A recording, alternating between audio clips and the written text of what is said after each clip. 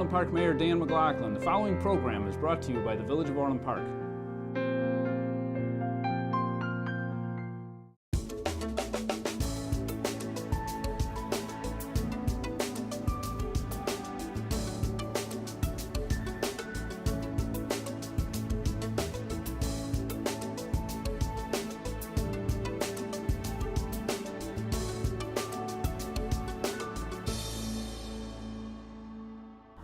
Hi, I'm Trustee Jim Dodge, and welcome to Orland Park in Focus. I'm joined today by Mayor Dan McLaughlin and Congressman Dan Lipinski, who've been our guests before. We are here at the Sportsplex, which is an Orland Park recreation facility. So in the background, you'll hear some folks enjoying one of these facilities. But let's get started. So Mayor McLaughlin and then Congressman Lipinski, give us a sense for some of the offices we have up at the Village Hall for constituent services, because we do some things in the village, and also so does Congressman Lipinski. Yeah, well, not only are some of our village buildings all in a campus type setting, so it's easy for residents to come up and kind of do a few different chores at the same time.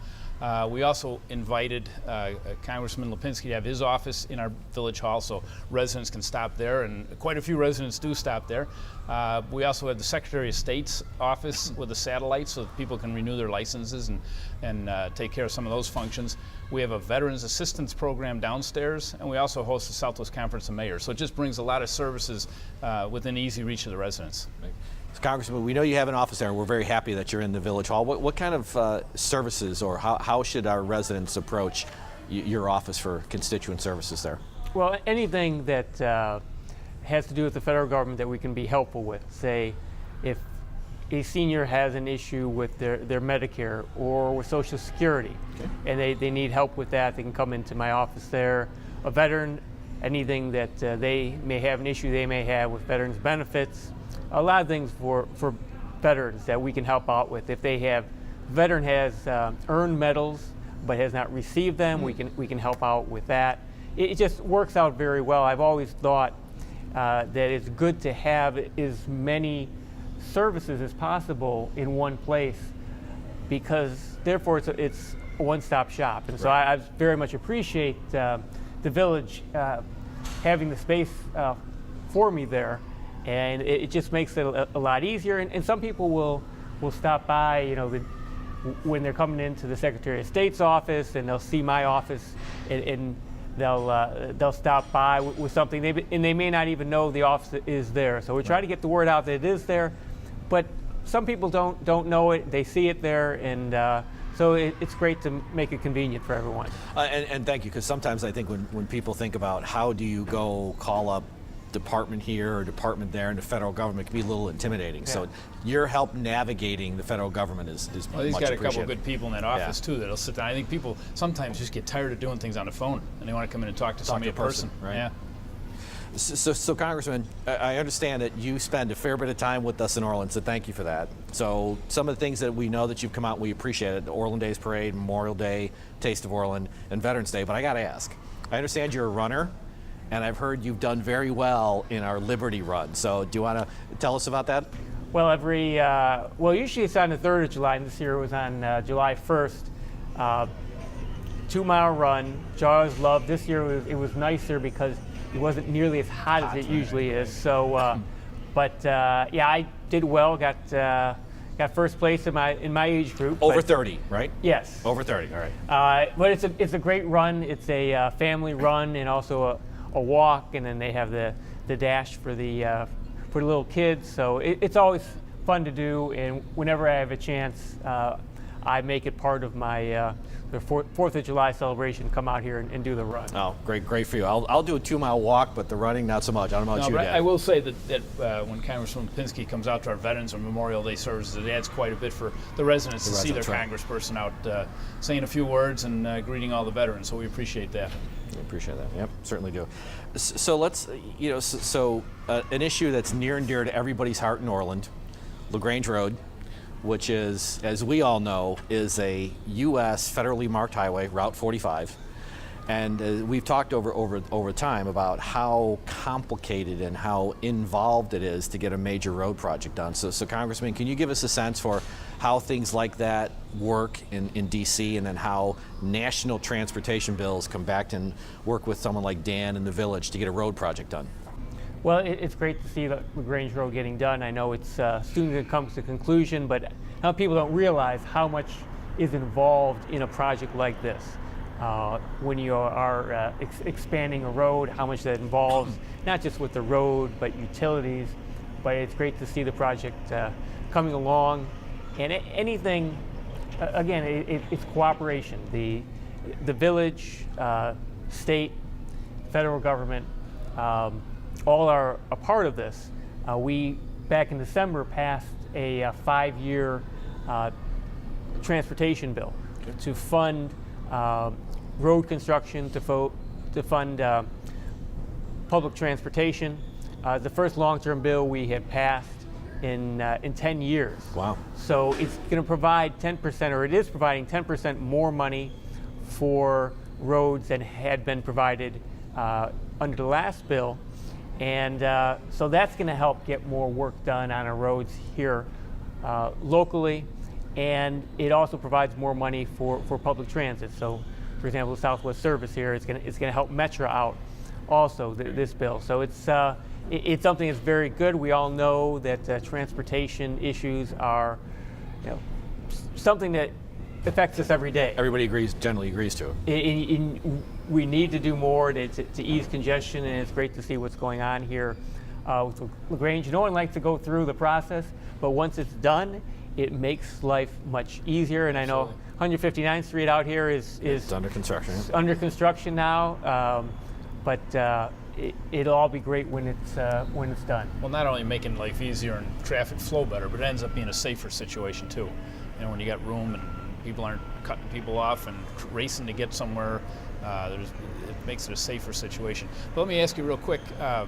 So when the federal government, like the bill you just passed, to provide more money for transportation, you guys don't necessarily earmark monies in states for certain projects. It goes to that state's Department of Transportation, yes, and they determine the priorities. Right. The money goes to, there's a lot of different programs involved, but all of it, for whatever it is, because there's some money specifically reserved for traffic safety projects, for example. But the money goes to the state, and then the Illinois Department of Transportation, the state government decides where that money is going to go to. So we do not earmark money. We put a stop to that. Although I have no problem saying Congress should have more of a say. We turn over money to the state. We turn over money. Some money goes to the administration, and they determine where the money is going to be spent. I would think that I have no problem saying I know where there's needs in my district, right.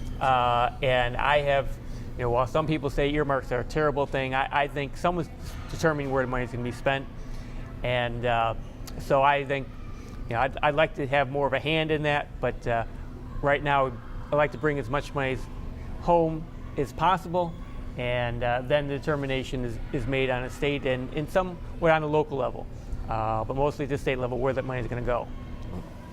Well, it's encouraging to hear that the funding is there for multiple years, because these are all multi-year projects and they're big projects, so that's great news.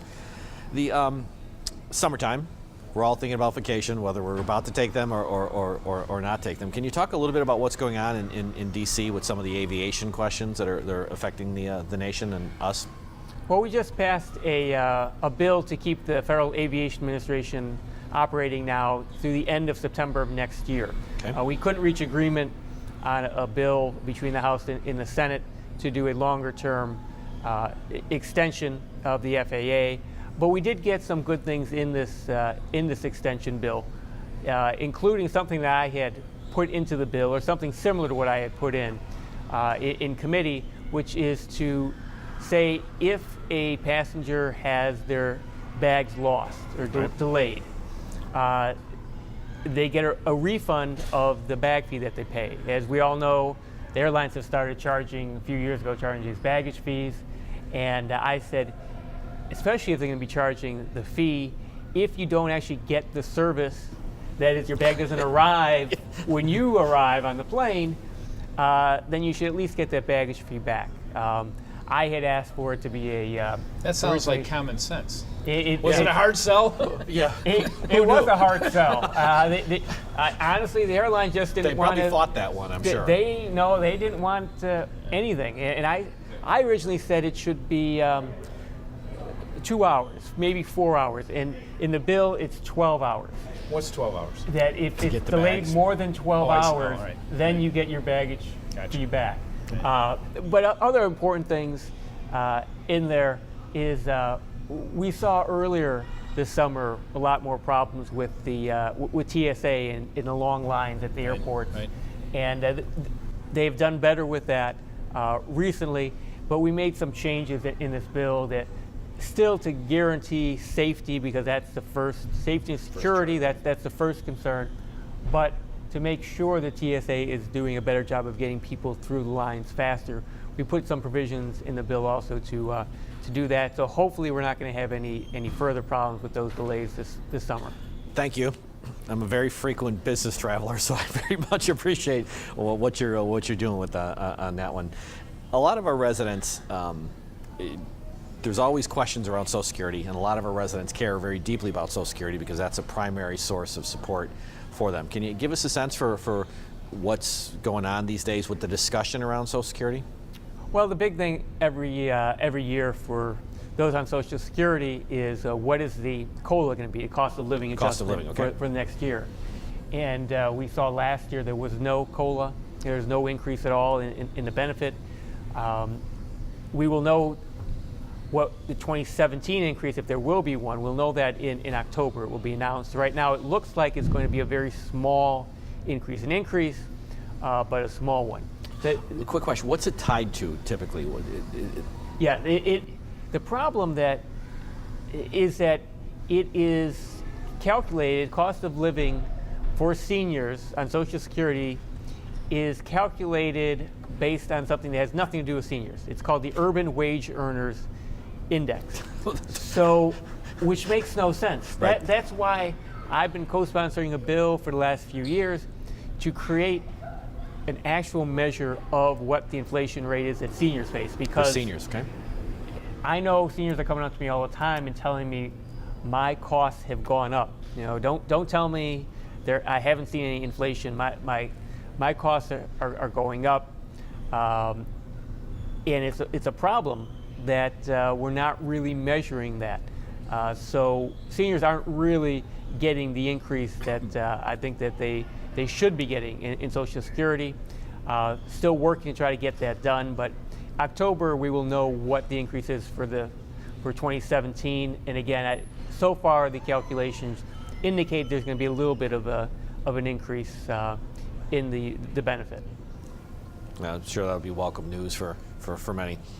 So for Mayor McLaughlin and for Congressman Lipinski, we in Orland Park try to do a lot for veterans. So could you spend a couple of minutes talking about what we try to do for veterans, and then I'll pose the same question to you, Congressman.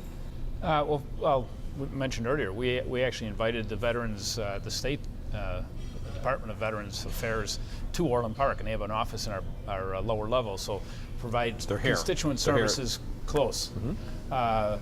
But we do a pretty good job with Memorial Day and Veterans Day ceremonies, which a lot of towns do, but I think we go a little above and beyond. The last couple of years we've been a partner with the Department of Defense honoring and recognizing Vietnam-era veterans. So we've been doing a lot of different... The moving wall. We had the moving wall out. We actually had our village sticker was the Department of Defense Vietnam Memorial logo. The floats and the parades inviting veterans. We've had concerts in the park with veterans as a theme and Vietnam veterans as themes for those concerts. We do a lot of different events and provide a lot of services. We have a Veterans Commission. Tom Doolby is currently the director of the Veterans Commission in Orland Park. So they spend time, monthly meetings, they spend time just looking for ways to serve our veterans.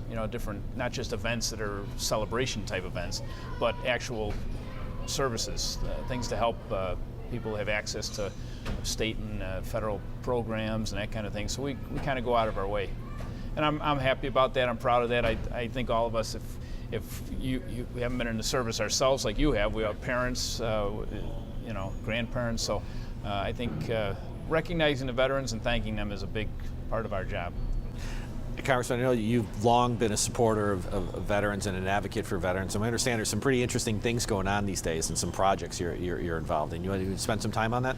Yeah, first I want to say I want to thank Mayor McLaughlin and all of Orland Park for what you do for veterans, because you really do go above and beyond for veterans. And we can never do enough to repay our veterans for what they've done for us. But it's great to see all, especially for the Vietnam veterans. I actually had a town hall meeting recently where a Vietnam veteran said to me, I'm so impressed that now people are coming up to me and thanking me for my service. He said, for 40 years, that did not happen. Right. Yeah. But things have changed now. And I think it's thanks to efforts like you're doing here in Orland Park to more people are understanding the need to thank veterans, and beyond that, to do everything that we can to help them out. And I've always made a priority to help veterans in my office. It's something, again, it's something that they deserve, and we can never fully repay them. But one thing that I've just started out now is teaming up with the Library of Congress. The Library of Congress has something called the Veterans History Project, where they're collecting the stories of veterans to, Veterans from any veteran. Any veteran. Okay. Any veteran, collecting the stories, talk about their time in the service and their experiences that they had. And the way we're doing this is through interviews, and we'll set it up. We've teamed up with some schools to tape these interviews. We're also collecting copies of photos, letters, and the idea is to have all this information available at the Library of Congress so that people can come in and read and hear and understand the experiences of our veterans, because the history is not just about those famous people that we normally hear about and read about. Every veteran has contributed something to our country, and their experiences we can't forget. Yep. And so this is part of that. So any veteran who wants to be a part of this can stop by my office here in Village Hall, call my office, and we will get them information. We will set this up for them, walk them through the whole process. They're just interested and want to know more about it. They can reach out, and hopefully, we've gotten some veterans who have started to reach out, and hopefully we'll get a lot of our local veterans who are interested in this, because we don't want these stories to be lost. Right, to be lost, right. And so that's what this is all about. Now, I don't know if you've ever seen it, but we did a mini version of that a number of years ago. We did a book of Orland Park residents, and they submitted their stories either on themselves as veterans, or their families could submit pictures, short story of who they were, where they served, what they did. I'd like to present that book to you to add as part of your project. That'd be great. Yeah, it's a great book, and I'm glad we did it when we did it, because we did it 10, 12 years ago. Right. And a lot of those people have passed since. I mean, it was nice for them to have seen it. Right, some living history. Yeah. Right. It'd be great to do whatever we can to coordinate that. So folks, veterans who are interested, can definitely contact your office on this one. All right, in terms of closing questions, so Mayor McLaughlin, what's on the horizon that you'd like to share, and perhaps how it engages Congressman Lipinski for what we're doing? LaGrange Road will be done. You're sure? No, that's you heard it here first. You heard it here first. The target, although it's been a moving target, the target is before Thanksgiving. The road work will be done. Into the spring would be the other landscaping and other parts of the project. But the road work is supposed to be done by Thanksgiving. But we're still moving forward. We're very anxious about the University of Chicago opening up at Orland, 143rd and LaGrange, and Loyola with Palos Hospital It's big projects. We Both just of them are very approved big at our projects. recent meeting a major $133 million addition, improvement to the Payless Primary Care Center in Orland. So it's nice to have those big recognized names in healthcare come out to Orland and spend some money in our towns developing facilities that can serve our people better. People are going to be working. Yep. Yeah, provide jobs, but services, health services for people that need it. Closer. The University of Chicago said the number of people from Orland that would go all the way down to Hyde Park for services was astounding. That's why they decided to come out this way. So just bring services closer to the people that need it. Gotcha. All right. Congressman, what's on the agenda? And you touched the federal level, so that's a pretty big agenda. What would you like to share with our viewers? Well, we still have a lot of work to do. Number one issue still is the economy. Right. And despite what the numbers say, we all know that we need to do more to grow the economy and grow good jobs. And I know that as we're getting into the presidential election season, a lot of focus is on that, but we should never forget, and I never do forget, that what I'm there for in Washington is to serve my constituents, and economy is job one. That's what you're hearing from your constituents broadly. No question, economy is number one in doing more to help spur economic growth. Transportation, from my position on Transportation Committee, is always something very important for me, but I think it should be about, and there's a lot of frustration out there, but we need to focus on people coming together, forget the partisan bickering. We need to come together and find solutions. I think the American people are really tired of just the bickering. They want to see action, get things done, and that's what I always try to do. And of course, constituent service is something that is very important to me, because I'm there to serve my constituents in whatever way I can. Good. Thank you. Mayor McLaughlin, thank you. Congressman Lipinski, thank you. And thank you for joining us on Orland Park in Focus.